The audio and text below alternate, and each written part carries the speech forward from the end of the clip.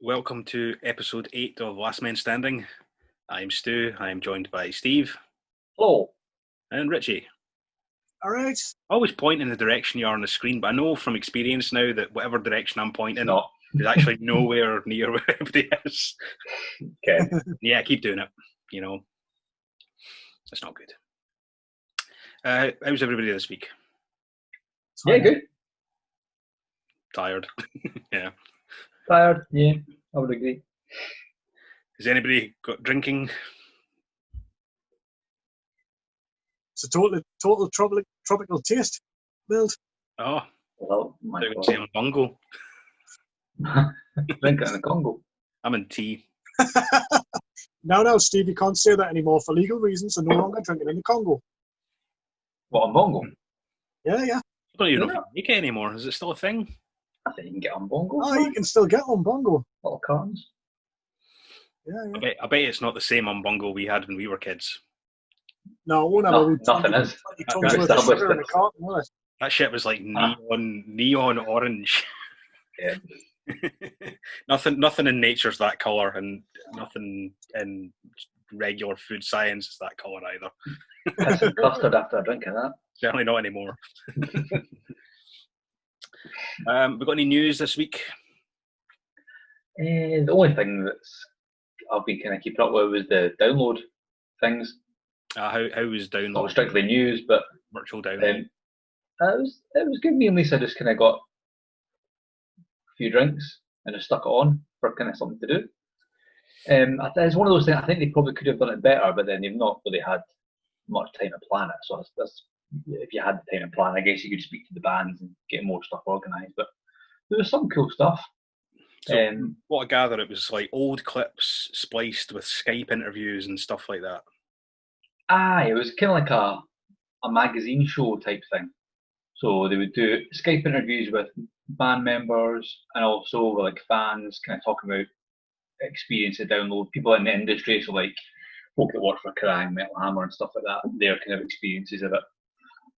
There was some kind of like exclusive performances that, the whole kind of thing where people in their own bedroom are kind of coming together and doing gigs. So Steel Panther did a version of I Love It Loud, the Kiss song. Okay.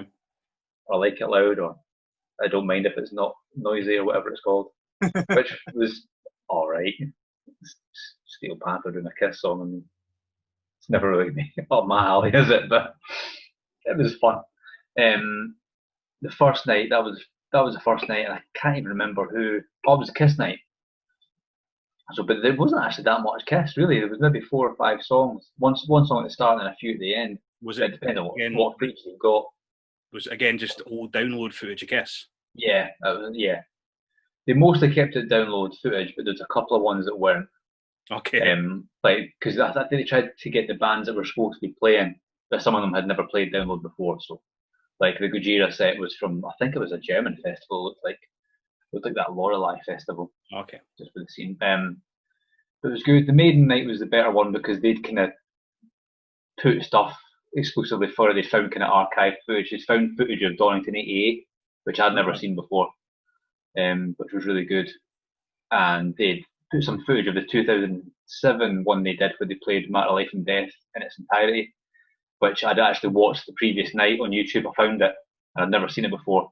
And I thought, they'll not play that. I'll just watch it tonight, and sure as fuck, that's what they played. So I watched it twice, but it was really good.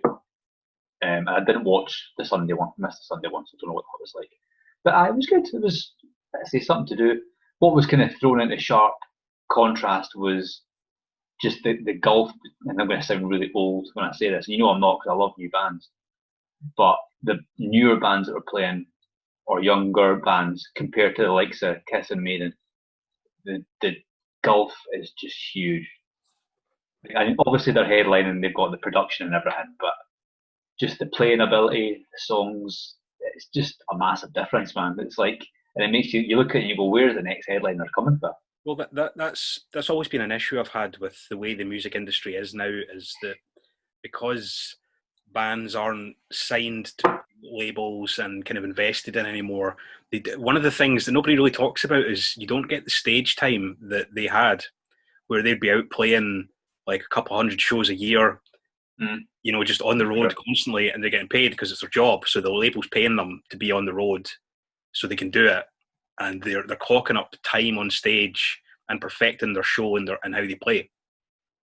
But even the bands that are doing that, because I'm not talking brand new bands, like some of these bands have been on the scene for a while, and they're just no. I don't know if has Download traditionally got pretty crappy sound. I don't know if that's a thing. Well, I mean, let's be honest, most outdoor festivals do. It's not great, especially for rock music, and especially like things like distorted guitars. In the metal world, particularly when it's scooped, again, we've talked about this. Yeah, that really does not work outside. Nah, it really. That's one of the first things I picked up on watching it, was like all the newer like metal bands. Yeah. Compared to like Kiss and Maiden, where they know what mid-range means. Bands who were out in the 70s who had guitar tones that were fat. That you can project that a lot easier in a field than you can something that's really absolutely. Deep. That's a major problem. Yeah, you really picked up on that. That was massively noticeable. But yeah, a lot of it, me and Lisa were just kind of like, this is fucking shit. like that whole thing, like this is just a noise. And I like noise. I love noisy bands, but it just I looked at the kind of lineup as I was watching it as well, and I was like, I'm glad I didn't drop 200 quid on this, man. I've got problems with, like, I look at festival lineups these days, and I'm always left with that question of, am I going to invest my time and money into going to this? And is it worth Obviously, you're not going to watch every band. You're going to watch a couple of bands and get a drink and socialise and stuff. But then when you're ticking off the bands that you actually enjoy and you would really like to see when you're there, it's never very many for me. It's always just a couple. And for a whole weekend, for a couple hundred quid, it's like, I know I'm going to have a good time. I'm going to party with some people, drink far too much, do some daft shit and have a good time. But I could do that anywhere. I could just go and see people to do that and not have to like intersperse it with 2 or 3 bands only that I'm actually going to enjoy watching. To me, you'd be better just dropping the extra couple hundred quid or whatever and going over to that. Yeah. Because you're going to get like way ridiculous amounts of bands that you love. The difficulty would be who to not miss. Some festival lineups just seem to get better. Like I always feel like Hellfest has. Hellfests. It's another one. There's just more options and more. Again, it's just more stuff to my taste, maybe, and I've got quite an eclectic taste. I like to think, I like all kinds of shit. Yeah. But I think even Bloodstock as well. You look at the Bloodstock lineup, it pisses all over down. Apart from the headliners, which, like Download, obviously you're not going to see Maiden or Kiss or that at Bloodstock for sure. But no, you get Judas Priest instead. Yeah. But that you would never have got Priest at Bloodstock. Even 5 years ago. You wouldn't have got not 5 years. Not 5 years ago, no. But of the recent years, they've just kind of progressively gone them again. up and up and up and up. So maybe in the future they'll get it. But because when I was first listening, Bloodstock was always the extreme of the extreme. Bloodstock's definitely gone a little bit more I don't even want to say mainstream. It's just got a wee bit more of a diverse kind of metal lineup now. Yeah, it's definitely gone more of a spectrum to cover not just metal but more rock as well. I mean, if you look at 2 years ago, they had Mr. Big play. Yeah, I mean, they did Europe.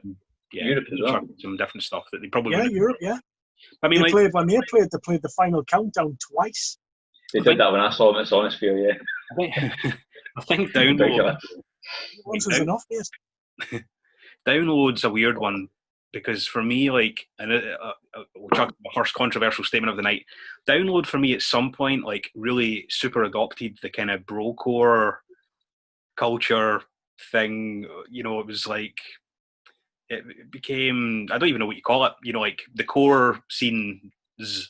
It just went really trendy. I think really kind of anything that's trendy, it jumps on. I noticed that there's a lot of sort of like guys playing guitar with kind of big baggy vest on and snapback hats and Telecasters right up there.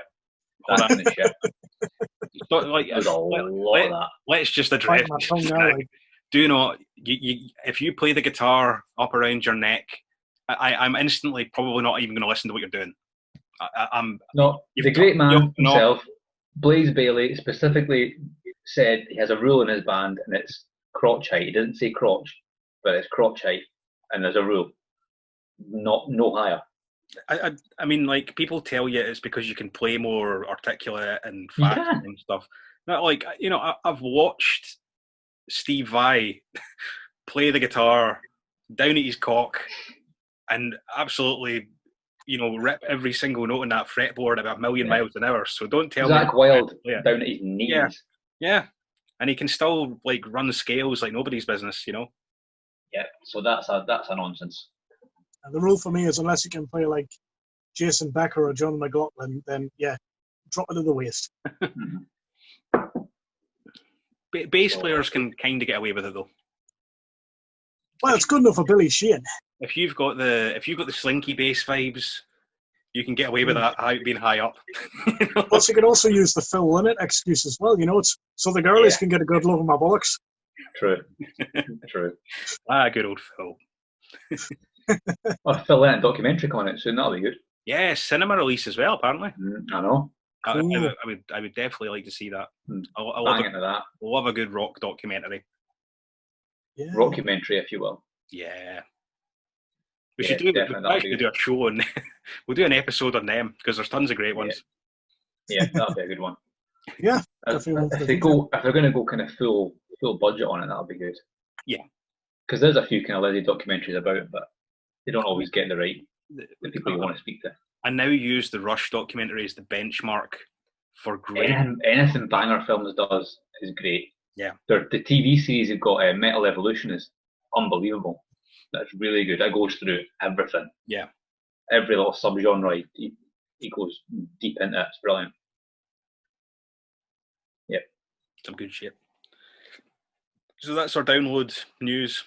That was worth doing, was it? I think I enjoyed it. I think there's scope for other festivals to do something similar and do it better because they're going to have obviously more notice of doing it. Were they charging for it? No, it was free. Just on YouTube. They did a bunch of stuff during the day on Facebook Live and I think Instagram as well, like kind of just entertainment-y stuff. There was cooking shows, there was cocktail mixing, stuff like that, all just that kind of stuff to keep you amused. And then the fact that they're doing it for free pretty much guarantees it will never happen again, unless they want to charge money. Just testing the waters, I would imagine. But cookery shows for download. It was the Bosch guys, actually, the vegan guys. Bosch. I didn't watch it, but I just know it was on. What? This is how you boil your kettle. This is how you pour the hot water on your pot noodle. Yeah, I know. I've done proper cooking in a field at camping. Festival Still stuff. Surprise me. Yeah. It can be done. Yeah, you know, they brought the wee portable stove and shit and actually made some stuff. It was, it was a pain in the ass, so it's not something I would probably repeat. I'll go back to pot noodles again. Especially when it's pissing down in the rain and there's 90 mile an hour winds. It's pretty hard to keep a fire up. Just having a handy snack van somewhere you can go just pick up something. Pre-made. Festivals are like gourmet fucking weird food festivals now as well. There's always like Yeah, it's another part of the industry, isn't it? These fancy bands. Yeah, everything's artisan food at festivals. Artisan just means expensive. Yeah. Everything's all changing, you know. I mean, standards have risen. People don't just want to eat greasy burgers all the time, especially you, Steve. Yeah. And you know, like the fucking boiled dog in a roll was no longer kind of in fashion. I mean, you could say maybe Vakin set the standard because when I went over there, I lived off quality bratwurst for a week. See, now I've got a hankering for currywurst now, bastard. Yeah, they have that as well. That was pretty good too. And a good old sauerkraut. Now you're not just there for the day. That's the thing. The festival, you get away with that if it was a one-day job. Yeah. But if you're going to be there for downloads 5 days, folk go there sometimes. Yeah. So you have to have some sort of decent food options for them. and charge them like 50 quid for a burger or whatever it is. But not this year. There's no festivals this year. That's not happening. I'm still convinced that like the entire year's a write-off for generally live music. I wait to be proven wrong, but I don't see it happening until they get rid of the 2 meter rule. That's not doable. Yeah, it's not. Even 1 meter is probably not doable, to be honest. If they reduce it to that, it depends on the size of your venue. If you're a smaller venue, it's not financially viable. No. Or even policeable. Because even if you let in 10 people, they're just going to bunch up together and stand at the front. yeah, exactly. Have, like, but then if you've only let 10 people in and you've got all this stuff on the floor and the stickers and you've covered yourself, it's up to them if they want to break it, I guess. Yeah, but then that kind of applies in general, doesn't it? You have as many people as you like in there, it's up to them. Yeah, they're taking the risk, you know. But it's even the thing about that thing I said, you guys were like 4 people on stage max. That's us fucked. Yeah, that's a lot of bands completely out of that, you know. Well, if it was to go to that, which one of us gets the chop for live? We'll just fucking do a Motorhead tribute instead. We'll just boot Swanson into the crowd. He fucking his radio mic. He can just run about the crowd. I've got a wireless setup. I'll just set up way off the stage. Well, we all kind of do. We'll just leave Bill on the stage and we'll all fuck off and sit in our like dressing room and play. Aye. Just social distance dressing rooms. Fine. Dressing rooms. All right, you know, the toilet, the kitchen, but yeah. we do get them now and again, but when you consider the size of them, how the fuck are you going to do social distancing in a dressing room? Yeah. I mean, the realistic thing is you can stand 2 bollocks apart. Depends whose bollocks we're talking about. Oh. Hey. we have props. Any other news? We're getting pro now. I've seen, like, again, the only news I'm generally seeing is cancellations of gigs and people complaining about it like they don't now expect it to happen. It's like, stop. It's all getting cancelled this year. Stop it. Stop this year cancelled. This whole year's cancelled. Yeah. I think so. But I'm anticipating the whole year it's going to be a write-off. I mean, yeah, this provisionally, I'm not just referring to us here, I'm referring to all live acts. Yeah, especially those on the same level as us, you know, the smaller ones. Yeah, there's provisionally gigs being booked for, you know, August going forward. I can't see this year, you know. Nah, it's definitely not going to happen. It's a logistical nightmare to organise it. Well, keeping to the rules. I saw another podcast actually with one of the guys from Accept talking about it, and he was kind of the same opinion. He was just like, this year's written off. We're going to work on a new album and we'll come back in 2021 and release it and tour it, you know? Yeah. That's got to be the way. Well, I mean, Accept, I've got 6 members in Accept now, so, I mean, they're even worse.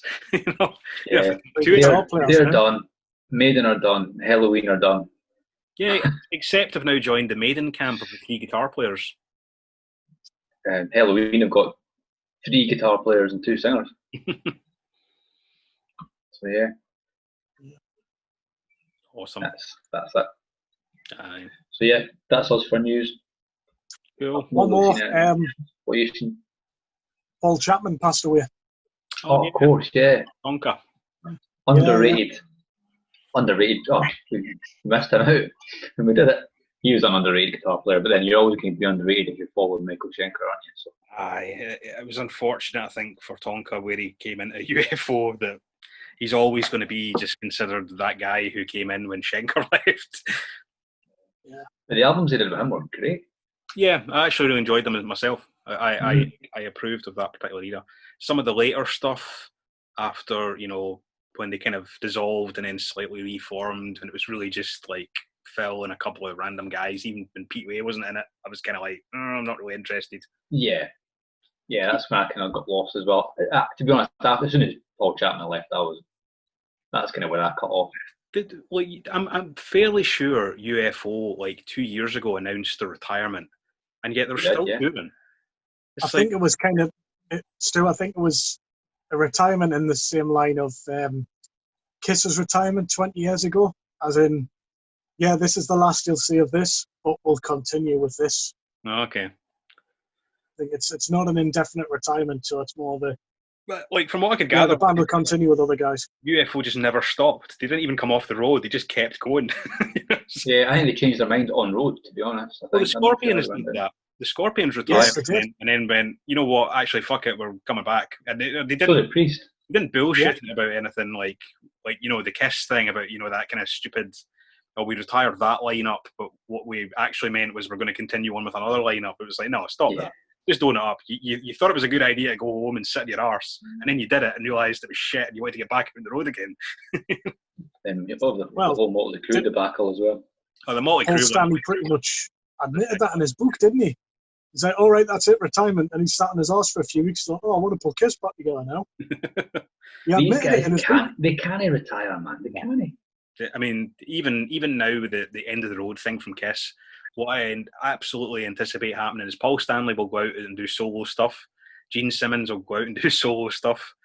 Eric Singer will continue on drumming with everybody because he's Eric Singer and that's what he does. And Tommy Thayer, I have no idea what Tommy Thayer will do. Back to Tekken.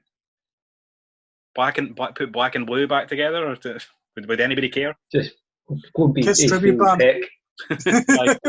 Go and work for Ace. Back doing that again. You root your depths on. Ace has actually announced some shows. He's doing some socially distant festivals. Is he? In America, a couple of dates, I think. And he's got a new album coming out as well.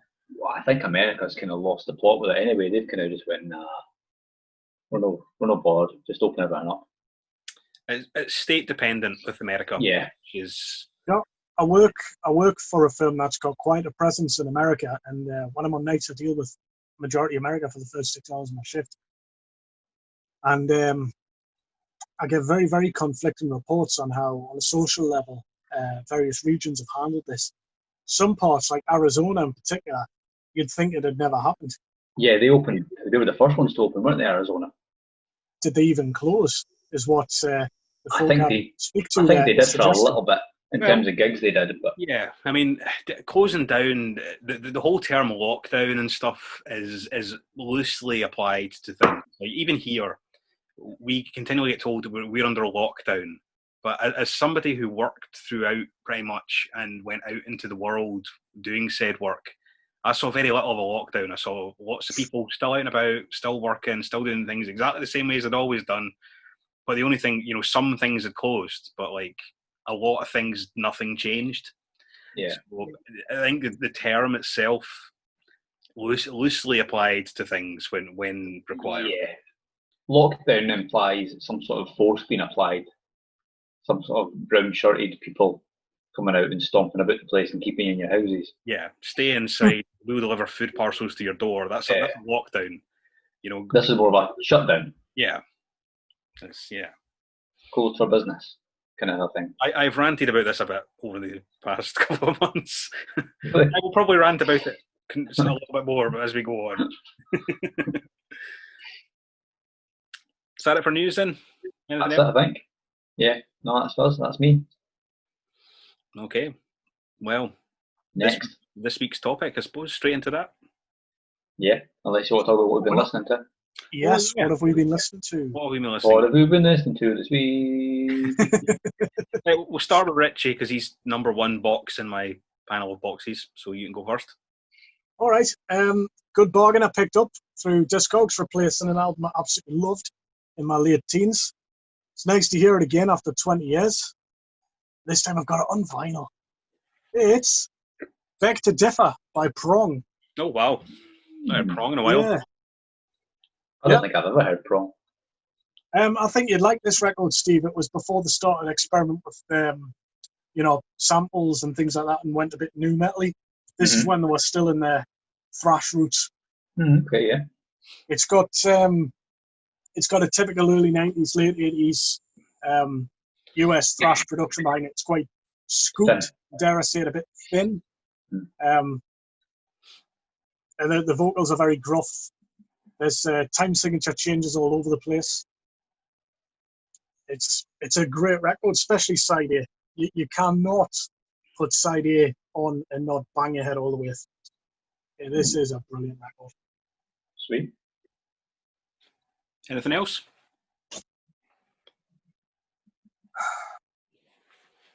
You don't need to if you've only just been pummeling one album. That's cool. I do that. Well, I've been working, so I've not really had that much time. Although I was, I bought a new PC recently. I was putting all of my MP3s, which I've collected over 20 years, onto the drives on it the other day, and found some stuff on there which I hadn't listened to in a long time. So I spanned a few of them. Bands like Onslaught. Onslaught, a great band, by the way. Yeah. Onslaught, I saw Onslaught. I saw Onslaught about 10 years ago, supporting Testament. The record they did where the one they did with Steve Grimmett was great. It is. In Search of Sanity. I've got a mate who's a massive Onslaught fan. He's even pals with Cy Keeler, who is Mr. Onslaught, even though he's left them now. Yeah, just recently. And he absolutely hates that Steve Grimmett album. Oh, it's not Onslaught. But it's not really Onslaught. It's not. It's more of a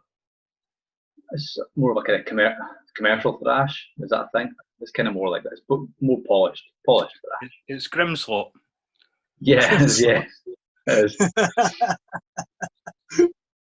So, and not only that, also on these drives, I found one of the Pantera albums from when they were an alleged glam band. Glamterra. Yeah, Glamterra, which brings me into what should we call the other one? Pantera. What? Well, there was some Exorder on there as well. And you Okay. cannot deny, how Pantera really did take their later sound from Exorder, which they denied. But then a photo emerged of Phil Anselmo in the so-called glammy days wearing an Exorder t-shirt. Yeah. So the joke is Pantera. Pants order. I don't think order of pants. Anybody really believes they didn't listen to them and take influence from them. I think that's clear for everybody to see or hear. Exactly. Just check out Slaughter and the Vatican. You think, bloody hell, it's Pantera before Pantera, but Pantera already existed. Oh dear, I'm going cross-eyed. You could tell if you listen to particularly what was the last independent Pantera album? Was Power Metal? Power Metal. That had definite hints of where they were going. I mean, it wasn't like it was a massive departure, really. If you listen to that album and then listen to Cowboys from Hell, they're not a million miles apart, really. I mean, they really aren't. It's just a better production because, it was probably done in a bit more money. They'd been signed to the label by that point. But I think that kind of gets overplayed a wee bit, the idea that they were this glammy. I mean, they clearly were a glam band when they started out, but, Vince and Dime, their playing has remained particularly consistent throughout. I mean, he didn't really change the style hugely amounts. They're still doing the same riffs, and it just got a wee bit faster and a wee bit heavier. Yeah. And that's me. Cool. Steve? I've been listening to quite a lot actually this week. I went from last week not actually listening to that much stuff to kind of listening to loads this week. Started with some Made in Japan EP. Which was it's almost like a bootleg, but it's not. But it's just 4 songs in Japan on the Killers tour, brilliant. And then I listened to the split 7-inch that Seven Sisters and Haunt did, which I bought ages ago and I had never actually put on my turntable, and finally did. It was really good. Enjoyed that, which then led me into listening to some Seven Sisters and their acoustic one they just did, Campfire Tales. Have you listened to that? It's not something I would normally listen to, but it's actually really good. I've not heard it, which I should have. You should. I'm not really an acoustic guy, you know that, but he kind of they approach it more from a sort of folky Jethro Tull angle, as opposed to the strumming Cowboys on Steel Horse angle. It's really good, really interesting. There's a Lizzy cover on it too. What is it called? Borderline. All right. That's a bit different. Great. Yeah, it is, and they really do a good job of it. So there was that. A band called Spell, who are they're kind of thrashy, the last I heard, but it's gone more proggy metal, almost brushy in places. So their most recent one I was listening to, Haunt, just released their whole new album. Yeah. Friday, I think they did it, or Saturday, Friday night or whatever. So I've listened to that a couple of times. It's brilliant. I have not yet ordered it, but I will be putting an order in to get it because yeah, I've not ordered it yet, but I will. It's just definitely. It's what we do. And I listened to Mind Freeze as well, just because I had the tape, and I hadn't actually had it on my tape deck yet, so I fired that on as well. I think that's maybe about it. Probably other stuff as well. Oh, a bit of a Maiden kick in general. I went back and listened to Brave New World after the whole download thing. Great album. I think that's it. Yeah, that's about it. cool. Other bits and bobs, but mostly that. What have I had on this week? And listen to the Tigers one that you sent me as well. The live album. Yeah, it is good. We'll come back to that later. No, sorry. Oh, that's fine. What have I listened to this week? I had on The Darkness, Easter's Cancelled. Seemed a good... I need to go back to that. A good time to play it, but man, that's still such a good album. It really is. It's a great... It's a concept album as well, so, and kind of loosely a concept album, but it does have a nice flow to it. It does. It has like a start, middle, end kind of idea. And the songs are just great. You know, a lot of people have a massive issue with The Darkness. I've always loved them. I will happily admit that. I don't even see it as a guilty pleasure because for them, they're fucking great. They write great songs. Yeah. Do you know, it's funny you say that, Stu. People have got an issue with The Darkness. Do you remember when Permission to Land broke as a big record, and that was the two massive hit singles of it in particular? Yeah, there was other big singles, but nothing would compare to Growing on You and I Believe in a Thing Called Love. Yeah. I remember a bloke who I knew at the time who was well into death metal was preaching about them, saying, they're a manufactured band, they'll be gone in 2 years. No, they won't be listening to them in 20 years' time.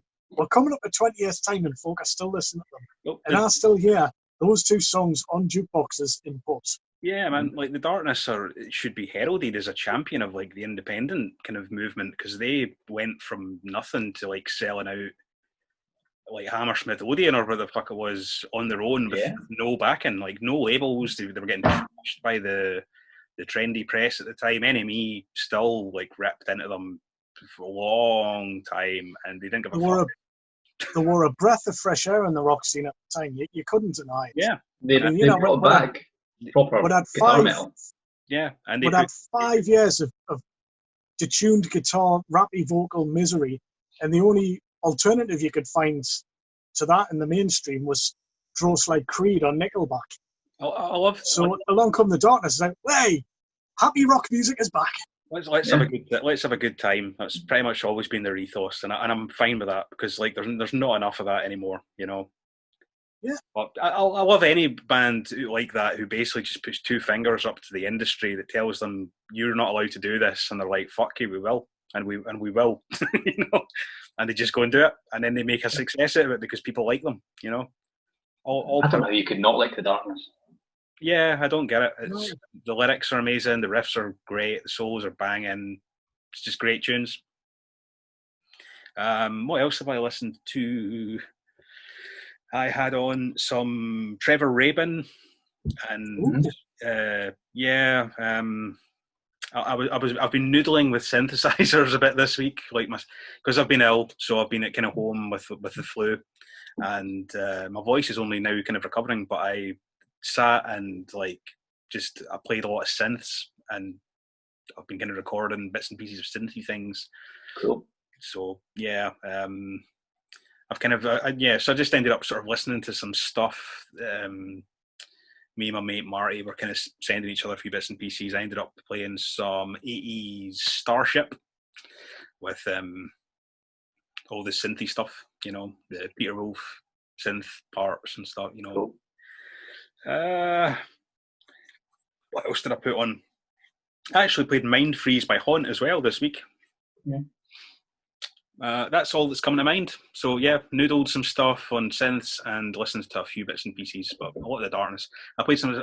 My last week's Dio kick rumbled on a wee bit as well, so I've been still doing like Heaven and Hell, The Devil You Know by Heaven and Hell, and Heaven and Hell by Black Sabbath. Those are the two particular ones I played, but I also played today Dio live in Donington, 1983. Oh, cool. Which seemed kind of apt with all the download chat. Mm. And it's still Vivian Campbell on guitar on that show, so it was pretty slamming. Good album. Sweet. I think it's out of print now, which is a shame. I have never heard of it. It was like I think they put it out. I want to say it might have been like something you got if you bought like a box set or something like that. Mm. And then they did like a limited run, but I don't know. All I remember is it's been really difficult to get a hold of a copy again. But I did, so fuck it. Cool. Okay, right. This week, our main topic of the entire episode is going to be live albums. Particularly the best ones, but we'll probably touch on some shite ones as well, just because it means we can trash somebody, and we like doing that. We do. Let's not beat around the bush, man. Everyone does. Yeah. Stop saying that. I'll even trash the greats. Well, they've got broad shoulders, man. They can take it. It's punching up on it. It's not punching down. They've also got something I haven't got: broad bank accounts. Yeah, they're successful enough, man. They've taken enough praise. Exactly. Hey, every artist, for something great that they do, they're always going to put out something shiny. Yeah. Right. So we will just start, and I think I'm going to pick the first one because I very rarely pick the first one. I'm going to pick a live album I think is particularly good, which is not, I don't even know if you can buy it as an actual single album, but I know it's available on like streaming services, and it came in a repackaged Diary of a Madman album that got re-released at some point, where you got this album called Ozzy Live, and it's Ozzy live in 82, I think, beginning of 82 or the end of 81, and it's an American tour, I think. I can't actually remember where it's recorded. It might be over a couple of nights, because that's generally what they did. But it's the lineup of Ozzy, Randy Rhoads, Rudy Sarzo, and Tommy Aldridge. And it's effectively the same kind of source that they pulled a lot of the tribute album, the Randy Rhoads tribute. You got that with you? Cool. We'll talk about that as we come into it then. But this is just a better recorded live album, and it's been remixed and kind of brought back to life with modern production. And to me, it's because there's so little, available of Randy Rhoads as a recorded artist. We don't have many things to listen to of Randy. Growing up and having the tribute album available to listen to was great, because you got to really hear Randy play. But getting Ozzy live with Randy on it and hearing his guitar get pushed up in the mix and it be actually mixed properly, where you can hear like the hiss of the amp and stuff. It's really nuanced. You get the fatness of his Marshalls, and it's just great hearing them like ripping these songs and getting alternative takes. I think in my mind it is one continuous show, so I don't think it has like the added encore kind of extra tracks that you would get on a traditional live album. You're pretty much just getting the set they played that particular night, and so you get all the thing I suppose that we're going to talk about throughout all this is the rawness of a proper live album. Even if it's been tinkered with in the studio, presenting a show live where you can hear mistakes get made, but they just power through. Mm-hmm. And there's no fucking about, that to me, that Ozzy live album is something I would like to see more artists do, particularly from that era, is go back and dig out some of these shows, because they recorded them and actually spend the time cleaning them up and releasing them. I'm going to come to a couple others that did this. We'll probably do turnabout here as we go, but there's a couple of other bands that have done this, where they've dug into the back catalogue, and you just turn up so many absolute gems of recorded, live things that traditionally would have been bootlegged, and probably released somewhere, and they sound like scuzzy, and getting somebody to actually clean it up and put it out as a proper live album. Oh man, I love that. I would like to see more of that. But Aussie Live with Randy Rhoads, killer live album. If you're a fan of Randy Rhoads and you're a fan of Aussie, you owe it to yourself to stop listening to the tribute album and go and get Aussie Live, because it's just better. Fair play. Well, I'll just jump in with this then. Go for it, man.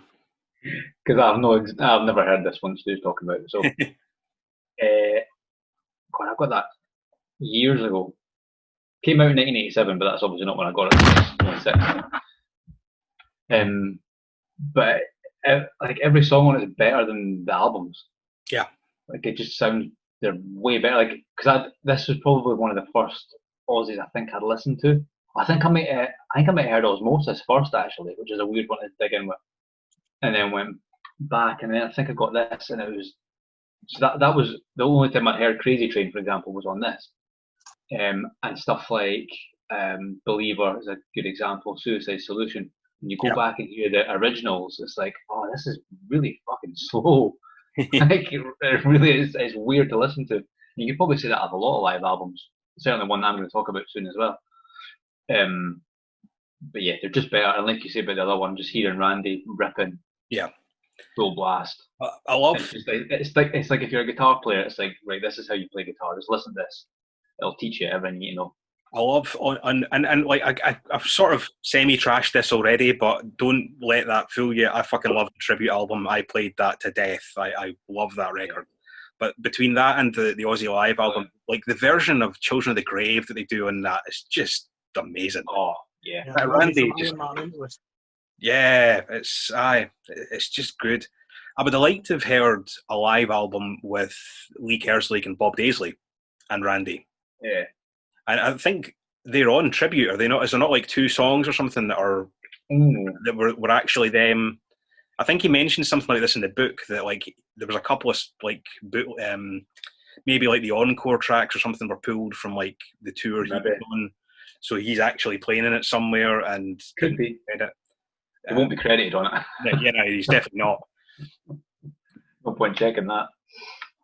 I'm sure there's like two tracks recorded in England somewhere, and they might have been like actually Bob and Lee. No, could be. But a whole live album with that band, I mean, that's what you want in it. You want a Blizzard of Oz live album with that particular band that did those first two albums, because they were just great, you know. You'll never see it. No, it'll never happen. Well, I mean, maybe down the line when lots of people have departed us, whoever owns the catalogue might then be able to. But not in some lifetimes. So as diplomatic as I can be there. Very careful. Cool. Richie? What you got, Rich? Something? A great live album. Well, I can pick a few, but I'm going to go straight in with the big guns. Now, this live album is so good, I own it twice. I've got it on CD, which I've had since I was about 14. And I've now got it on vinyl because I picked it up for a relatively cheap sum in a charity shop a year ago. And I posted a picture of it on my personal Facebook page. Hey, I got this on vinyl. It's my favourite live album, blah, blah, blah. And the pedants all over it. No, shit. No, it's no proper live album. Well, I don't care. It's Live and Dangerous by Thin Lizzy. You can't argue with that. What can you say about it? It's brilliant. It's one of the benchmarks of live albums. Yeah, it's even admitted in the sleeve notes on the CD version that they did doctor it a bit. But it is still 75% live. They went back into the studio to fix the bum notes, and in particular the backing vocals, because Scott Gorham and Brian Robertson were so pumped up on stage at the time. They're running up to the backing mics, screaming anything, then run away just to get playing guitar again. Yeah. You know? And you can feel the energy in this album. The tracks have got much more life than they have on the studio versions. Live albums in general, I mean, most of them were fixed. There was very few that got put out that weren't tinkered with in the studio, because you had to, you know, I mean, if you put out something that's got a massive flaw in it, people would complain. Yeah.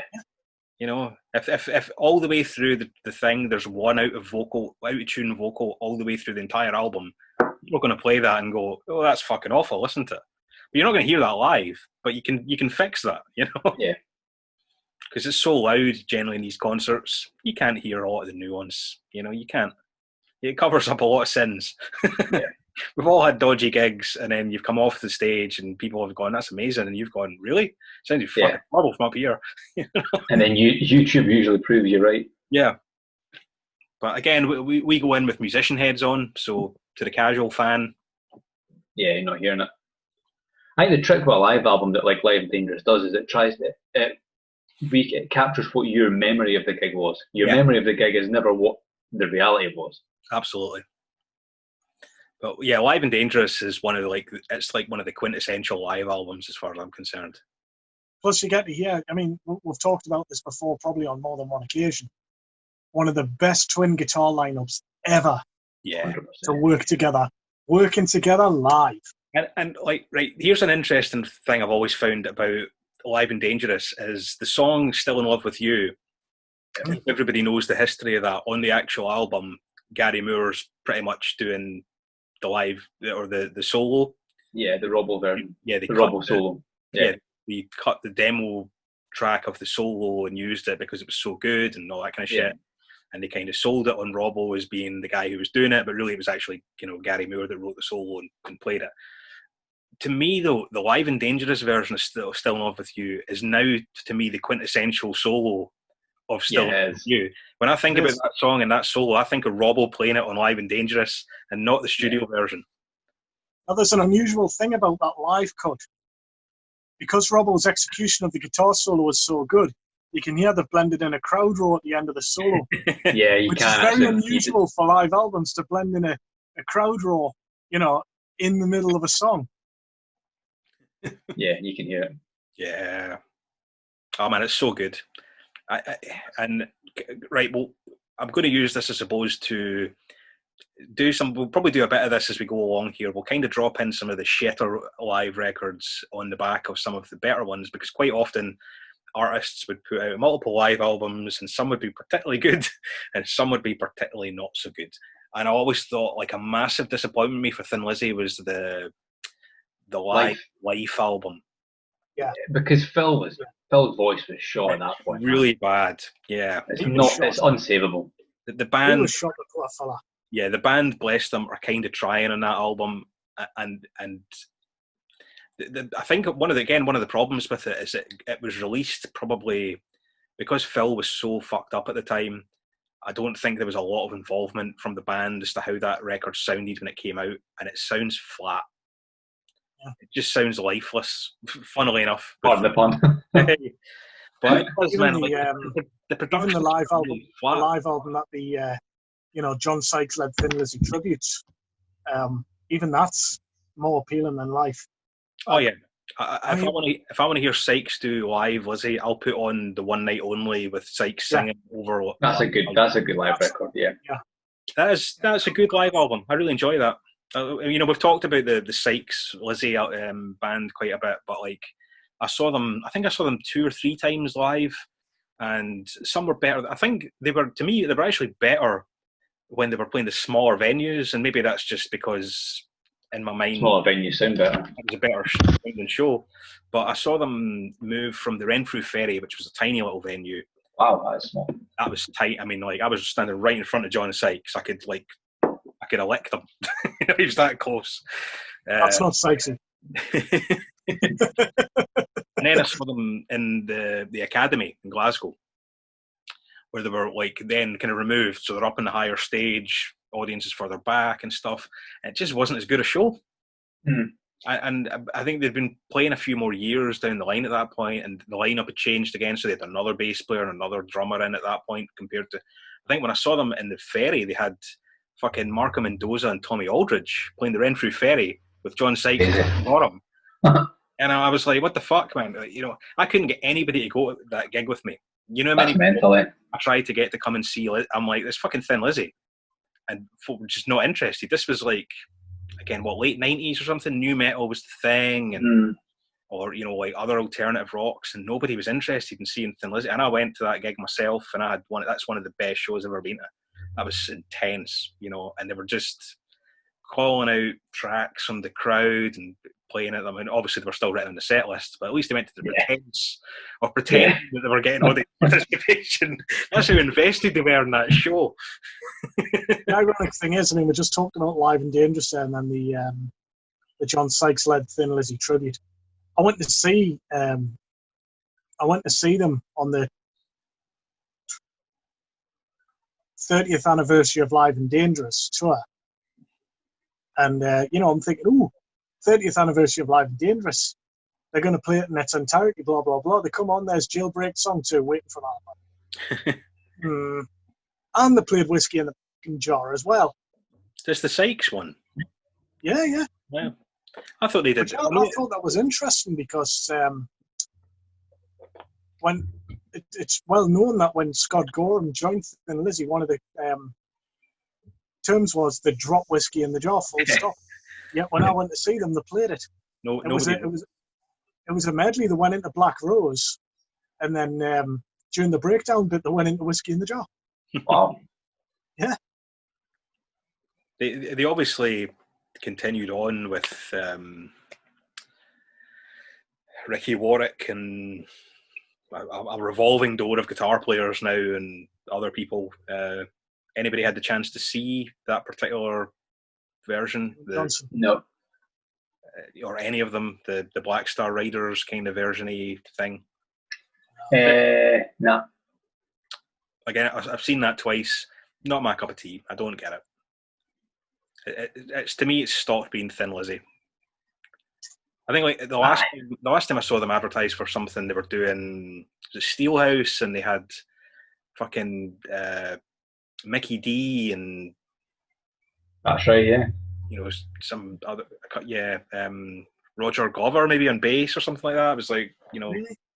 So last I heard, whenever the name is trotted out, it's Tom Hamilton from Aerosmith on bass. That's the last I heard. Yeah, that was mentioned. Yeah, that's who it was. Yeah, but just random people now, and it's sort of lost in authenticity for me a bit. Yeah, but it's just Gorham now. Yeah, you need to let it go. That's done. I could accept it from what it was when it was Sykes and Gorham doing a tribute to Phil. That I could accept. Yeah, and it's legit as well. I mean, they're legit. There's two members of Thin Lizzy in there, and they at one point. Dan Wharton was there too, wasn't he? He did. They had Wharton and they had Downey at some point. They were all there. So Wharton and Downey sort of came and went. They were in for one tour, out for the next. Yeah. Depending on what they're up to in their personal lives. One thing I would give them if they want to do this would be, let's say, Downey, Robertson, and Gorham with, shall we say, the guy out of that tribute band, Limehouse Lizzy, doing the bass and vocals. Oh, yeah. That would really be a seller. I would forgive them for calling it Thin Lizzy as well. Yeah. That's legit. If Downey's in it, it's legit. Yeah. And get Sykes back. Or Robbo, if possible. Well, that's what I suggested, Robbo and Gorham. Yeah. With Downey on the drums and the guy at the Limehouse Lizzy doing the vocals. That would be good. That would be intense. It has to be Gorham with either Sykes or Robbo at this point. Yeah. It has to be somebody who was actually in Thin Lizzy, Yeah. Where's Snowy White these days? Sorry, Snowy, but come on. Sorry, mate. And from what I heard, Eric Bell's too drunk. Well, allegedly. He played a pub in the northeast at the turn of the millennium, back in my neck of the woods. I wasn't at the gig, but he played. Apparently, he was too pissed to play. We've all been there. Aye. Right, back on to me, I think then, innit? Yep. Where you go? I am going to I have to just get this one out of the way right now. Kiss Alive, again up there with me for Thin Lizzy, as one of the benchmark live albums. It's the same era. Most of these albums are going to come out the 70s because it was the era of the live album. And Kiss Alive not only saved Kiss's career, but it's now a genre-defining live album in the same way that Thin Lizzy's Live and Dangerous is. Recorded the same way, where they recorded a live show and some sound checks and stuff, and then he went back into the studio and fixed it up. Have you got Kiss Alive there to hand, Richie? Are you going to bring us a prop up? Or is that live? Well, I tell you what. How about I just hold up a little bit of it, and you can tell me this, even though it's the second one. Just a little prop there. You know, it's close enough. It's got Kiss and Alive on it. Alive 2 is interesting because I really like Kiss Alive 2, but it's a far inferior sounding live album than Kiss Alive. Kiss Alive has just the tonally perfect. Everything sounds great, because I think part of the problem with Kiss, or one of the things that sold Kiss Alive so well, is that the tracks that are on Kiss Alive, the studio recordings were shit. And this is the same for Thin Lizzy, whereas they weren't really well recorded, a lot of those early albums. They had kind of dodgy productions. They had producers who didn't really know how to record rock bands particularly well. And then when they got to the live setting, you got the energy from the crowd, and the amps were cranked, and everything just sounds a bit more powerful. And you got the same thing on Kiss Alive, where they took these great songs that just didn't quite kick you in the balls enough on the studio versions, and then when they played them live, they just had a bit more flash to them. You know. Yeah. Fair play. Absolutely. And then the subsequent Kiss Alive albums, patchy, and there's been a few. But again, they're another one of those bands. I'd really like them to be digging through the archives and bringing out some old shows that were recorded that were never put out. And there's a couple other people we'll get to in this, but bands who put out live videos of shows that were like home videos. Videos. But they were shows that were never put onto albums, but they were recorded as a concert, and then put out. Some of them Live at the Rainbow by Maiden would be a great example. Yeah, there's tons of them. Like, Queen at the Rainbow and all these kind of bands. They would do like a live video. Yes, I was talking about the Trevor Rabin thing earlier. They have the 90125 live concert video. Mm-hmm. That's a great show. That should have been a live album. It was never made as a Queen Live in Budapest. Yeah. It was a VHS back in the day, and that was a great show. Tons of these, so Kiss, get digging. I want to hear some Creatures of the Night tour with Vinny, or the Lick It Up tour. Kiss put out I think it's the Animalize tour, but it's the video that's got Bruce Kulick playing on the tour. And that's a great show. You get like Eric Cartman and some backing some vocals and stuff. Brilliant. Apparently there's a legal reason involving a broadcasting company is the reason that can't be released. Apparently Kiss don't own it. Yeah, apparently some broadcasting company own it and they won't release it. They probably don't. I mean, there's a lot of that, like things that got recorded live, particularly if it was a filmed recording, it's usually owned by either the venue or the promoter or the video company who were paid to come in and record it actually own the masters, and that's usually what stops these things getting released. Is the band would have to buy the masters and the license off of whoever owns it, and they usually just won't invest the money because they don't think the return's worth it. And that's really when it comes to it's just a business thing. It's not seen as a worthwhile investment.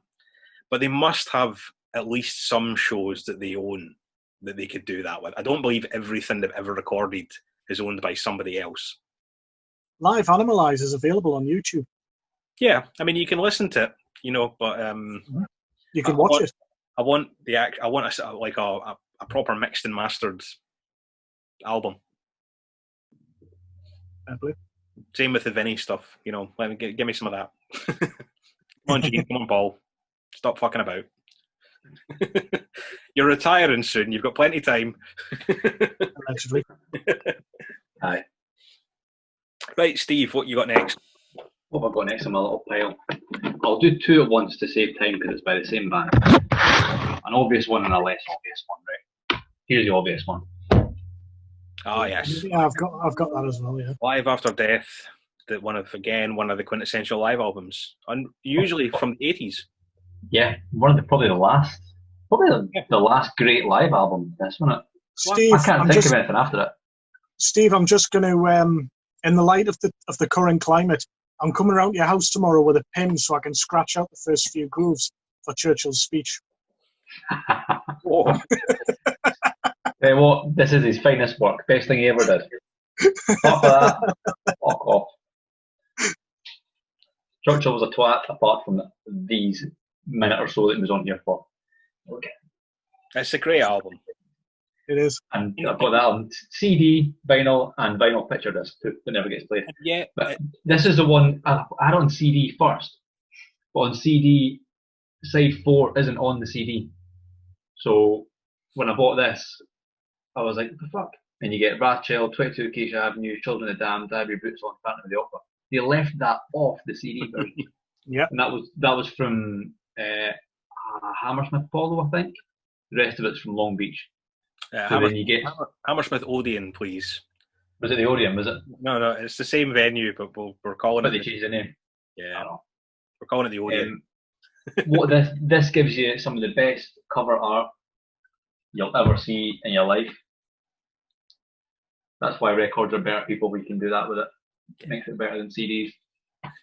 And obviously, the songs speak for themselves. They again are much fucking faster than the original.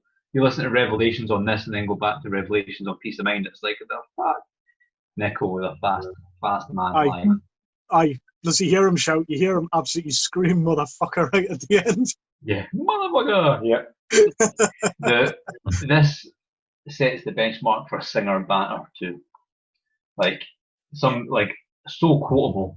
Like I can remember like the intro to Rhyme of the Ancient Mariner. This is what not to do when your bird shits on you. Fucking scream from me, Long Beach. This is what sets apart the great live albums, and like the two that we've already done, Live and Dangerous, Kiss Alive particularly, they're also live albums that had really engaging frontmen that they recorded the banter in between the songs and kept that in.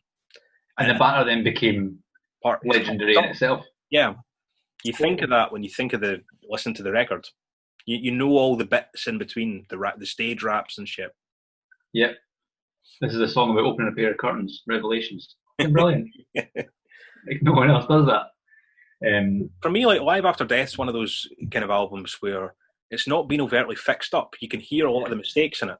Or not even mistakes, but you can hear, like, I always think, one of the things that always comes to mind with that is Acey's High particularly. You can hear that Bruce is struggling on that song. It's a fucking high song, that man. It's a high 8. But like, I mean, that was probably recorded at the end of the tour or something, where he wasn't where he was probably but burnt out by that point, and you can hear it in his voice, but it just adds a level of authenticity to it that's like, sounds legit. Take that, sounds real, and he's still hitting the notes. So just you can hear him getting to the notes. It's not awful, but you can hear him struggling a bit, and that just adds a wee bit of grit to it for me. That's good. That's part of the live album experience. It shouldn't be too polished. I think they've not done a lot to that. They've put a bit extra crowd noise in, probably. I'm sure they fixed a couple of things, but it's not obvious. You can't hear it. But I mean, Bruce Dickinson and you didn't have to fix him. There was none to fix. No, perfect. They could maybe do a fixing some of Steve Harris's backing vocals live, but apart from that, I mean, it does that thing where it doesn't sound like it sounds like a live album, even if it has been fixed. It doesn't sound like it. It doesn't sound polished. It sounds raw.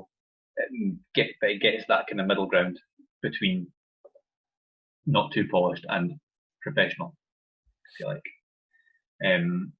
If you only bought one Maiden record ever, it would be that. Because it does everything that you need. I'd stayed on Maiden.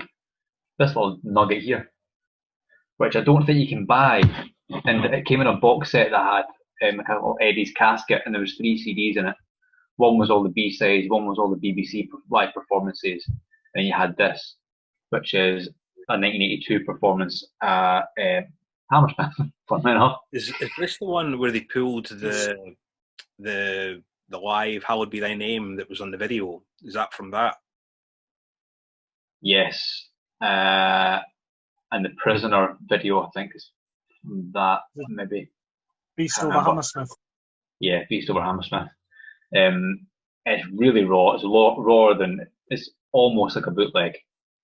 But that's why I like it, because you can hear like Dave Murray and Adrian Smith just kind of in the earlier years, just really raw, early 80s guitar sounds. So you can hear there's mid-range to fuck. You can hear everything. And it was obviously Bruce's first tour, so he's really going for it.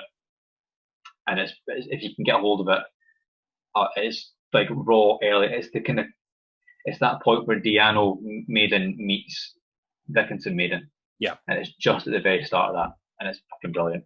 But yeah, recommended. I don't think Maiden never really put out bad live records, though, did they? I mean, everything they put out that was live always was good. I think Maiden suffered from having Live After Death, as Kiss probably suffered from having Kiss Alive, and then Lizzy probably suffered from having Live and Dangerous. Once you've made a live album like that, everything's getting judged on that. Maiden, you would say, like, you had a real live one and a real dead one that are probably not great production-wise. They're not really comparable. Maiden have done a lot of live albums. Yeah. It's live at Donington. Russian Donington 92, which is really raw. That's like a bootleg. That's like a soundboard recording almost. Rock and Reel. Rock and Reel is a good one. I like Rock and Reel is a great one. That's probably the first with the 3 guitar lineup as well. Yeah. Death on the Road is probably actually slightly better though. Death on the Road is from the Dance of Death tour, but it's a similar set list. But it's an indoor German, so it's indoors, so it's better. You don't have the flowy sound that you get, like you were saying, outside. Yeah. It's a better version of it. And In Vivo, which was off the Final Frontier tour, which I've not listened to that much. But it's, I think if you set the bar that high with live records, you're always going to struggle. I think bands who've been around that long as well, and I'm going to get to this with one of my picks later, have a tendency in their later years to start pumping out live albums because it's an easy way to meet contractual obligations. Yeah, to get out of record contracts. Yeah, and it upsets me a wee bit when they do it because the quality of the live shows does not improve with each release. They're not necessarily bad, but they become slightly pedestrian because you can absolutely tell that they just spent less time on the packaging. The experience of the live album was diminished a bit at some point later on in the decades, where it became a throwaway commodity as opposed to the jewel in your discography, which it was at the beginning, which is a shame. It became a stopgap kind of thing. Yeah. And I think I'd like to see more bands take it seriously as like putting out a live album, doing it because you want to put out a great live album. And I think legacy acts have kind of tarnished it a bit for everybody in that. Yeah. There's a few, and a lot of them have done it, and I'm going to touch on a couple of them throughout this episode. Definitely. We'll get to me with a good one, and then we could start with some not so good ones. I've got a big old list. Right, Richie, your turn. Tell us some shit. There's like police kinds of stuff happening outside. I don't know what's going on. But there's like I could hear like a big rammy of people, and then now there's police sirens and shit. So maybe it's riot. Ooh, protests in Falkirk. Right. Yeah, it's a freaking great live album. There is a Lizzy connection, although said member didn't join the band until slightly later. You're not going to argue with this. No Sleep Till Hammersmith. Yes. Oh. Yeah. Can I just point out this is a bronze edition? Oh. It was on Bronze Records, that one. Yeah. This is the bronze pressing, the coloured pressing. They call that beer coloured now. What can you say? Just like with classic live albums, the live versions of most of these tunes are better than the studio recordings. I mean, the studio recordings were great in their own right. You take songs in particular like Capricorn, this version is much better. Much better. And it's just breakneck from start to finish. Maybe I'm slightly biased here, but the majority of this was recorded in a rather fine town, which I'm from. Sunderland. Fuck off. I mean, like, rock bands in general are designed to play live, so it's no real surprise that live albums should be good. It's the truest, like the way that most of those songs are written is to be played in a live band and not like recorded individually in a studio. So it shouldn't really be a huge surprise, I suppose, that live albums when done properly, just sound great. True. Yeah. So I don't think there's much to argue on No Sleep Till Hammersmith. No, No argument from me. it's great. You know, if you've not heard it and you like Motorhead, go and play it. If you've not heard it and you don't think you like Motorhead, go and play it. You do. Yeah, totally. You definitely do. Right, well, we just move through some quickly then. With it. We'll just kind of spin through kind of one a piece or whatever and just fire through a few. Ooh. Oh, right, cool. Go for it. Says all that. We've kind of spoken about this before, so I'll be quick. But if you listen, like Deep Purple, I'm always a bit more of an Ian Gillan guy. But if you do listen to the back catalogue, I feel it's quite patchy. That's fair to say. The Gillan albums. But this just gives you all the good stuff.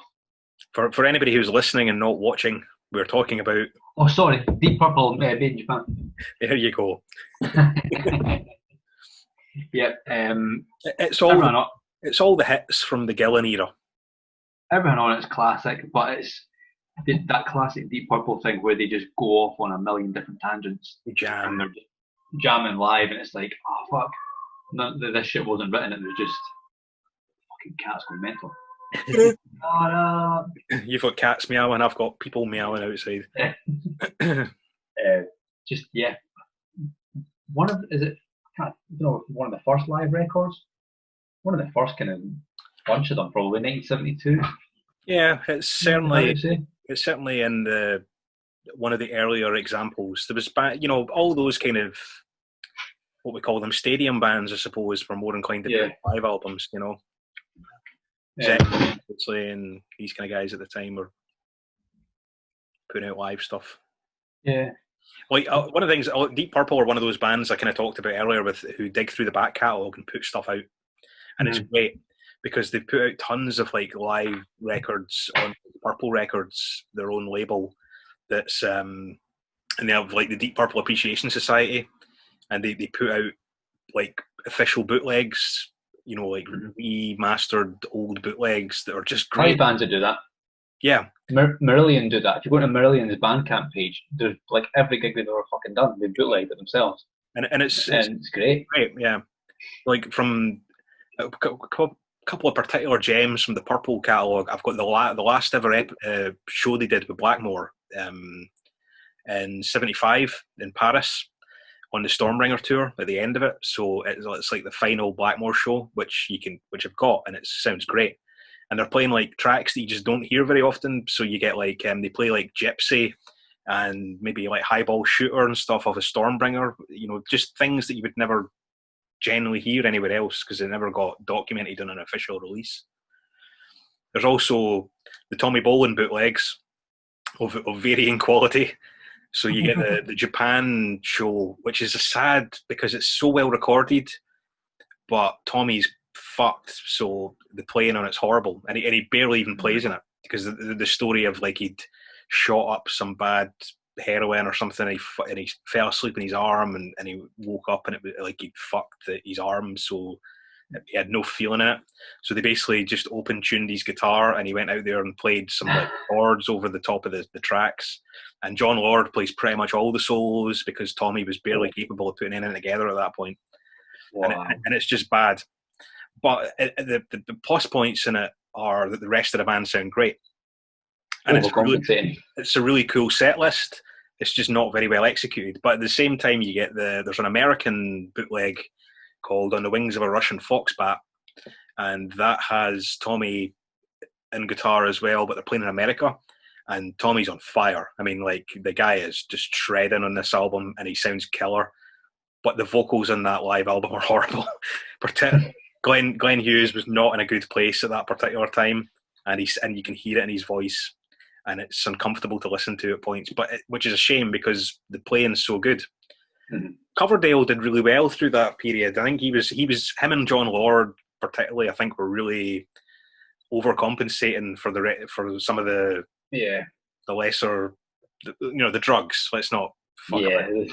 You can't say lesser musicianship. It's nothing to do with that. Tommy and Glenn were great when they were on form, but they had massive dependency problems at that point. Definitely. Cool. Right, Purple. We'll have that, absolutely. I'm going to chuck in, what will we go to next? Rush. I'm just going to have to hit my favourites if we're going to fire through them. So Rush have tons of great live albums. Yeah, they do. Again, genre-defining ones. Exit Stage Left is a sort of classic live album that's always kind of gone to. But All the World's a Stage from the 2112 tour, to me, that's one that possibly my favourite live Rush album. It's the most like classic rockin'. It sounds like a classic rock band still, you know, and the versions are great. Rush always delivered really good live performances on records. They were just a great technician band. Also chucking in there A Show of Hands from the 80s stuff. I love that. It divides a lot of Rush fans because a lot of them don't like the 80s stuff. I personally do. So yeah, I do. Hearing like the songs of Power Windows and Hold Your Fire and Grace Under Pressure played in a live performance, great for me. Even the later stuff they put out. But Rush are also one of those bands, a bit like Maiden, who kind of kicked the arse out of it in their later years. They were just firing out live album after live album. And Rush always had a definitive cycle, so you got 4 albums and then a live album. And the live album came out after every 4 albums was like a retrospective of those 4 albums represented on the live record. And I liked that way of doing it. Yeah, it's a good way to do it. You want to hear early Rush, you played the first live album. You want to hear mid-70s to early 80s, you played Exit Stage, and you know, you got each era in a defining live album, and that was a cool way of doing it. Yeah. Until they booted the arse out it with like 1 million live albums at the end. Yeah. Richie, next. I'm going to slip in a few which I enjoy, which are I do own on CD, but all my CDs are packed away in some form of if-so-like fashion. Ozzy Osbourne Live and Loud. I'm not familiar with that. That's the No More Tears tour. Oh, is that the Budokan one? No. I think I have heard it. Is this the one where there's like 1 million pinched harmonics on it? Yes, it's a Zakk Wylde live album. All the Zakk live ones were. But this particular one is ridiculous. If you're thinking of the Budokan show, which is possible, then that definitely is. I think that's maybe the one I'm thinking of. Live and Loud. This one was actually deleted from Ozzy Osbourne's back catalogue for a while for the usual copyright reasons, overshot in the dark. I've got an original double CD, which still contains a sticker pack and tattoo pack. I've got the double CD, the fat case double CD. Yeah, with the metal grill front. Yeah. Yeah, I've got that somewhere. That's a really enjoyable live record. I mean, when Ozzy did his greatest hits in the mid-1990s, he included the Trump Brothers. Because it was a good live record. It was good. It was, you know, I'm going to chuck in quickly there, though, that Budokan album is a prime. That's what I'm thinking of. That's a prime example of a live record from for Ozzy. It's just such a shit performance to put out on a live record. You know, the thing that fucks me off with the Budokan one is that you can, like, Ozzy had pretty good banter in between he had his wee skits he would do in between the songs and stuff, and for the most part it was kind of entertaining. And yet that Budokan album, I keep coming back to it. If you put that CD in and you skip each track, every single track has exactly the same intro to the last one. It's uncanny. You start on track 1 and it's like, this is a song called I Don't Know. On to track 2, this is a song called, and he introduces every song exactly the same, and it's just like that's just a half-arsed performance. Well, sometimes he says this is a number. Cool. Let's not be harsh on him. This is a number called Believer. And they're not taking into account any of the banter in between. It's probably all just cut out, but it loses the feel of being a proper live album. Yeah, you need the banter. Yeah. Right, continue on, Richie. Here's one I think you probably were going to throw in, to be honest, Stu. I'm going to cut you off for a change. I heard this many years ago and I thought it was excellent. Cheap Trick live at Budokan. Oh, yeah, brilliant. Ridiculous that we're only mentioning that now. In the back of the Budokan thing. But yeah, that's a great album. Yeah. Again, has the the definitive version of "I Want You to Want Me." That's the one people think about now when they hear it as the live version, which is massively different to the studio version. Mm-hmm. Yeah, I heard that some years ago, and I thought, wow, that's a brilliant live album. You can really get something out of that. Yeah. And I'm not the biggest fan of Cheap Trick, but I do really enjoy that album. Another one deleted from a band's discography, Judas Priest Live Meltdown. Oh. Don't think. Is that the Ripper Owens one? Yeah. The one from the 1990s. Mm-hmm. That's a good live album. It is. They've got the songs detuned for that more modern feel, except when everything's much faster, but they're tight as hell on it. Yeah. And Ripper, well, he lives up to his name. He did, man. He is a great live singer. I just wish we got more out of him on a bigger stage. Yeah. We've talked about this already. A bit more.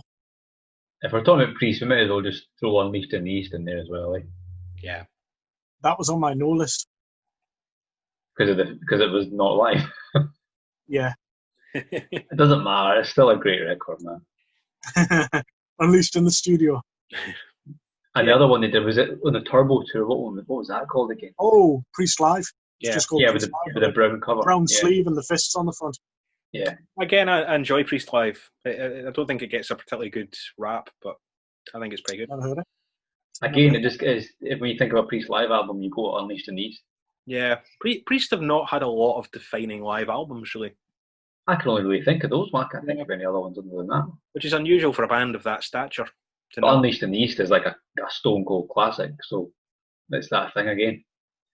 Like everything's going to get compared to that. And they struggle, I think, to record great live shows now with Rob's voice. Let's not mince words here. They did a live album recently, didn't they? I can't remember what it was called. The Retribution Tour or something like that. No, the one after that. Nostradamus. Epitaph. No. Epitaph. No. What was the album they had? Oh, fuck. Redeemer of Souls. Yeah, that's it. Yeah. On that tour, I think it was. It just came out just before Firefighter came out. It was alright. It wasn't. Yeah, never even heard it. Didn't even know it came out. You don't. The title's just about there. I know where you're going with that. I can't remember the name. But I haven't heard it. It's not great. It's not brilliant. So yeah, there you go. One more from me. Go for it. Go. Yngwie Malmsteen live in Leningrad. Oh, good show. Joel and Turner, or is that?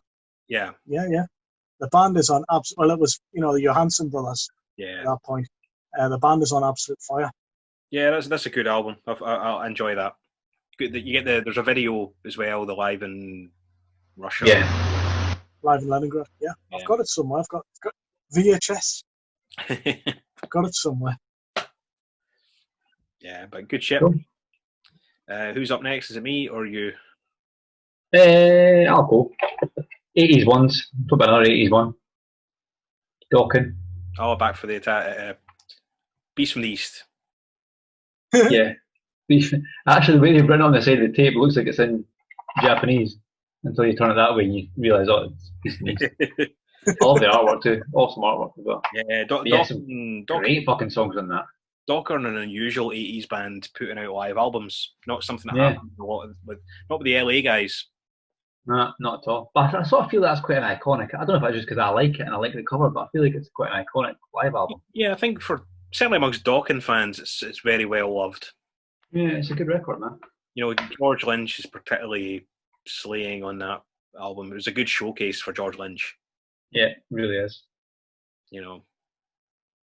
Cool. It's a banger. Any other ones you want to chuck in quickly? Oh, it'd be remiss if I didn't include Strangers in the Night, wouldn't I? You bugger! If you hadn't done that was going to be next on my list. Yeah. That'd be ridiculous to not put that in there. I mean, just brilliant. Brilliant. What can you say about that? 70s, classic 70s live album, so you get the classic 70s sound where you can actually hear all the instruments. Great guitar tone.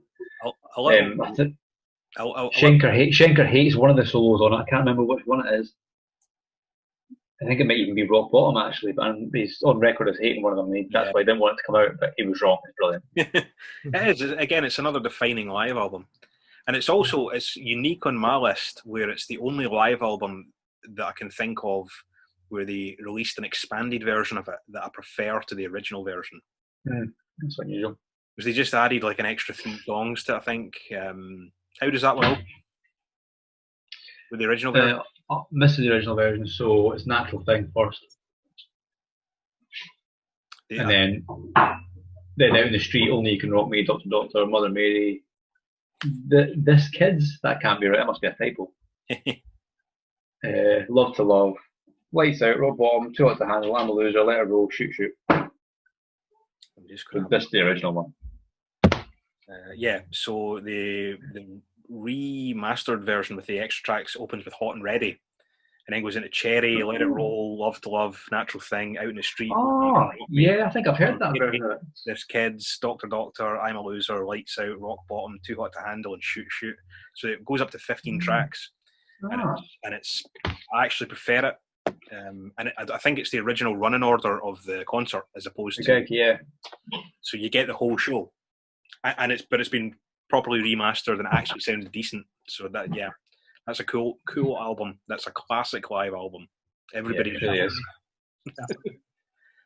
Right, I'll chuck in something then. Going back to a bit earlier, Hendrix Band of Gypsies album. Oh yeah, it's really short. Yeah. But it's brilliant. It's like literally just a one-off performance. I think again there's a studio company going on, but man, even with flaws and all in it, it's just killer hearing Jimmy like ripping with a band like that. That's my favourite Hendrix to listen to, is that. The version of Machine Gun on that album. Yes, that.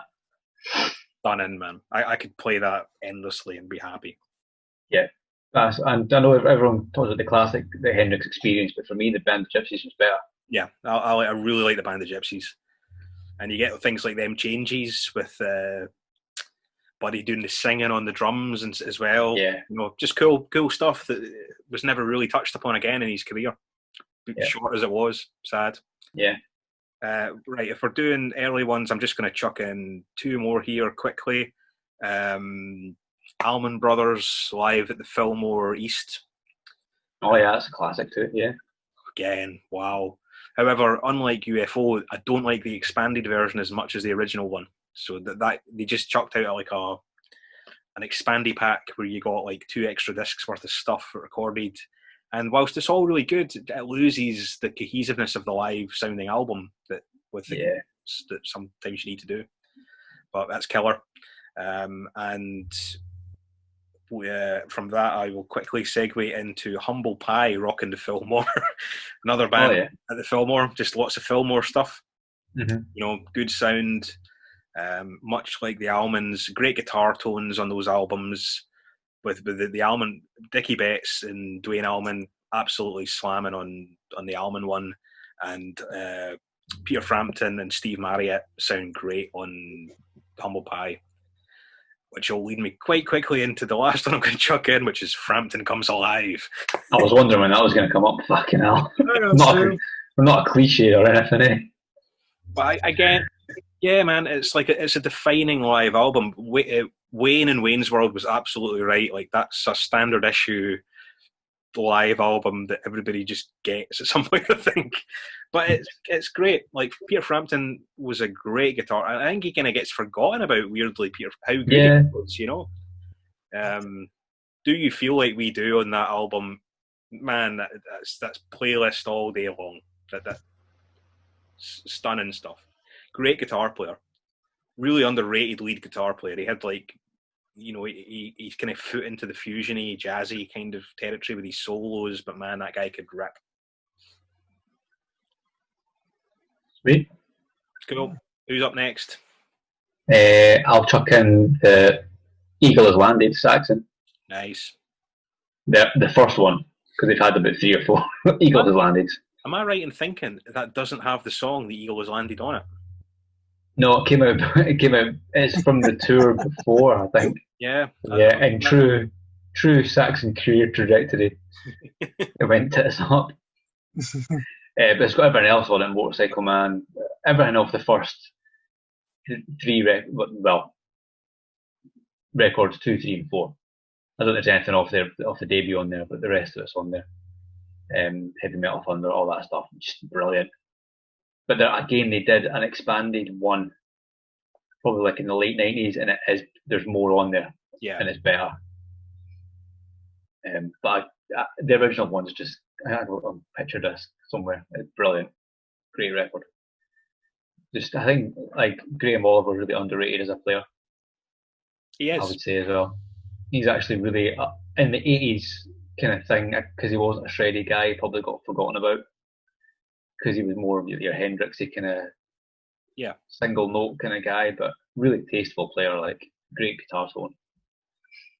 He likes a cup of tea as well. He loves a cup of tea. Yeah.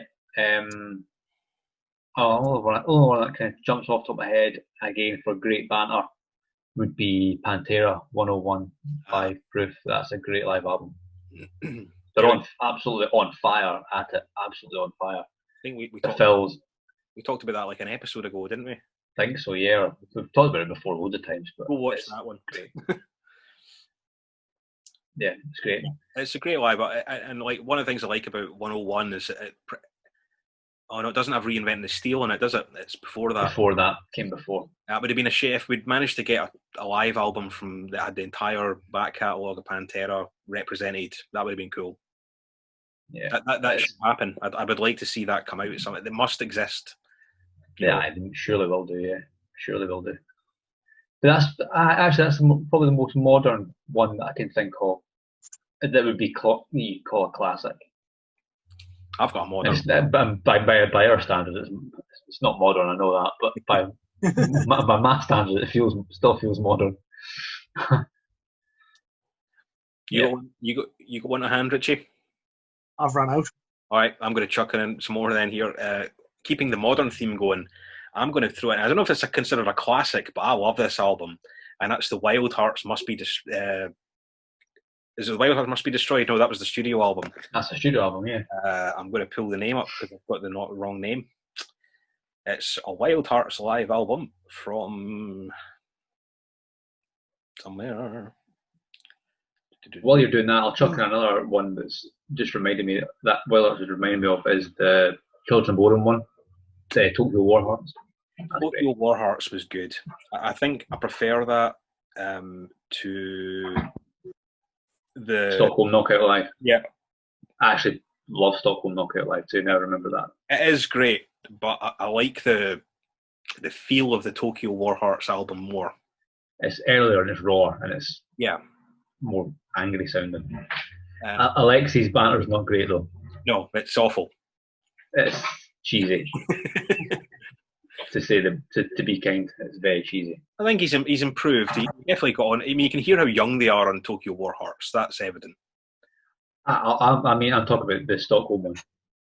Oh, right. The banter's ropey. Yeah, but bless him. He's had some issues. Yeah. Right, the Wild Hearts album I was thinking of was the Wild Hearts Strike Back. Oh, yeah, okay, yeah. Which is the double live album. I don't think it came out on the back of I think it's on the back of the... If it is, it's off the back of the Must Be Destroyed album. So Danny had since left. I think it had Steady on the drums and John Poole on the bass. And they just pull all kinds of cool bits and pieces in. There's like they do the Cheers theme tune as a song.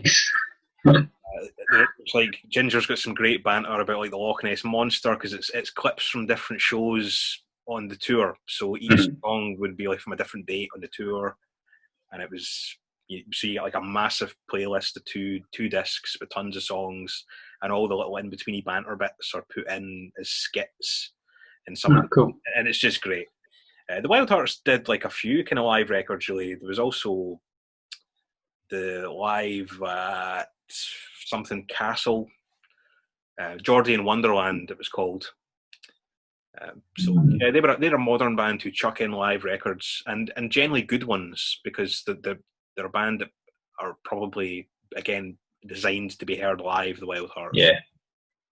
It's a punk band, you know. You need that raw energy. Yeah. You got any more? Cool.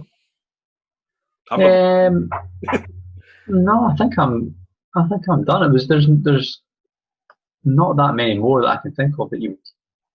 All right, I'll chuck you another one then. Whitesnake live in the heart of the city.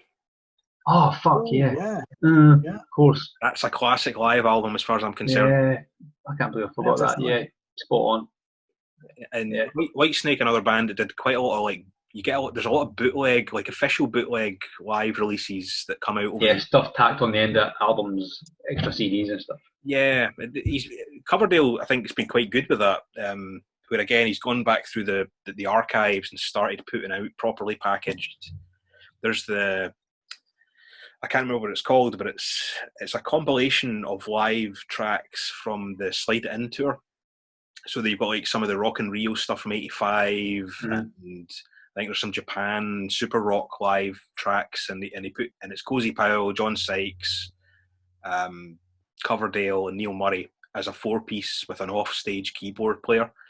And there's a couple of tracks that got John Lord on them just before he left. I think he did like a bit of the tour and then departed or something. But oh man, that shit's great. I really like the Live at Donington one they did as well with Vandenberg and Steve Vai on the song. Yeah. It's a really raw sounding live album, but it's got a charm to it, you know. But Live in the Heart of the City, again, to me has like the definitive versions of a lot of those songs. Is if I think like Ain't No Love in the Heart of the City, that's the version I think of, not the studio track. Yeah, same. Fool for Your Lovin', I probably think more of the live version. All of them really. Love Hunter, all that stuff. I just think of those versions over the studio ones. Yeah. Walking in the Shadow of the Blues in particular, Yeah. that live rendition is fantastic.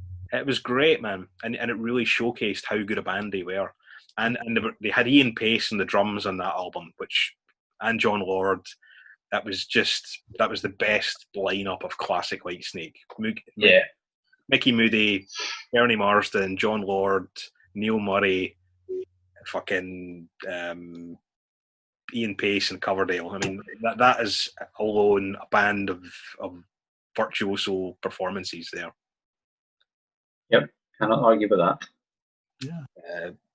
Zeppelin. We've not touched on Zeppelin. We'll get them in quickly. I really like the song Remains the Same. It gets a lot of heat because it's been fucked about with a lot over the years, and there's been various versions of it. But I've got a double live version that came out with the black gatefold version of it. Mm-hmm. They added in, I think, the Ocean and like Bring It On Home or something like that. There's like maybe 2 extra tracks or something on it. But man, that's like the versions of Stairway on that's amazing. The version of what's the song called? Shit. No Quarter. Oh yeah, cool. On that live is so much better than the studio version. That like Page's riff sounds just like a fucking hammer, the hammer of the gods on the Song Remains the Same version of it. But it sounds kind of, he's done some weird filtering on the studio version, which just makes it kind of a wee bit honky. Mm-hmm. And just a big fat slab of beef on the Song Remains the Same. I like the BBC Sessions album they brought out in the 90s. Yeah. The white cover. That's really good. That's good. And How the West Was Won is a really good kind of posthumously released Zeppelin live album. Zeppelin had a lot of great live shows in the banks, you know. That was, again, I'd like to get more of them out, you know. Jimmy just fucking about, whatever he's doing. Just tinkering. Some more stuff, man. Stop fucking about. Stop re-releasing the same things. Go and dig out some older shit and pull it out. Things we've not heard. Yep. He's a tinkerer. Have we covered all the live albums we can think of then, I think? Yeah, I think so. I've run out. I think we're done. I could probably pull out more. You know, Rainbow on Stage, but I really enjoy that. Oh no. You don't like it? No. You see, I love that. Well, I love all Rainbow's albums. But I find that album very, very indulgent. Oh, it is. but I enjoy it. It had some cool songs in it. I really like the version of Kill the King on that album. Yeah. I could probably get away with an edited version. You know, maybe if they'd excuse me. If they'd cut the noodling down and put a couple more songs in, I could probably rate that one. But that was just far too much indulgence. I love the intro to it with the Wizard of Oz intro. We must be over the rainbow. Great. Yeah, that is a nice touch. I like that. Come in with a Blackmore playing Somewhere Over the Rainbow on the guitar. That's just great. Dio had a few good kind of live records over the years. So I kind of talked about it earlier with the live at Donington, but what else did he have? Live at Last was good. The one he did with Sabbath. Live Evil. Live Evil. Sorry, yeah. That's that weird. I've never actually listened to it. It's got a weird mix. Well, there's a legendary story behind that, isn't there? Yeah. You know, about people screwing around with mixers behind each other's backs and that. Aye, but yeah, Dio was always good live. In fact, he did a really good one right at the end. He did a couple with Doug Aldrich that were released at various points. There was like a Holy Diver revisited live thing, but he also did the Evil or Divine, which I think was on the Killing the Dragon tour. That's a pretty good show. Right, cool. Fuck it. We'll wrap it up here. We'll do the cursory Bandcampy plug thing. I think actually this week Bandcamp are doing all proceeds go to charity day on Friday. 19th of June, which is the Friday? Yeah, it's the 19th, I'm sure. So by the time this goes out, that'll happen. So if you want to donate to various black charities, I think. Or one, I don't think they've specified. Just I think like the National Bail Fund, and there's a couple of other ones that I think they've donated to. I couldn't give you names. I don't know if they've even decided names. So if you want to check it out on Friday, go to Bandcamp, Tantrum Scotland, and then check out all the other bands. We talk about them all the time. There's loads of them that use Bandcamp. You can buy merch, you can use it as a way of supporting bands, you can stream off of it, you can download records. We should plug Bandcamp way more because as far as I'm concerned, it's the future currently of how to get and interact with bands. Yep. Cool. You can check all the rest of the social medias and all that kind of bollocks as well. Well, that's it for this week, I think. We will return next week with something else, as always. Good night, or good evening, or good day, or good morning, whatever you listen to. Bye. Bye.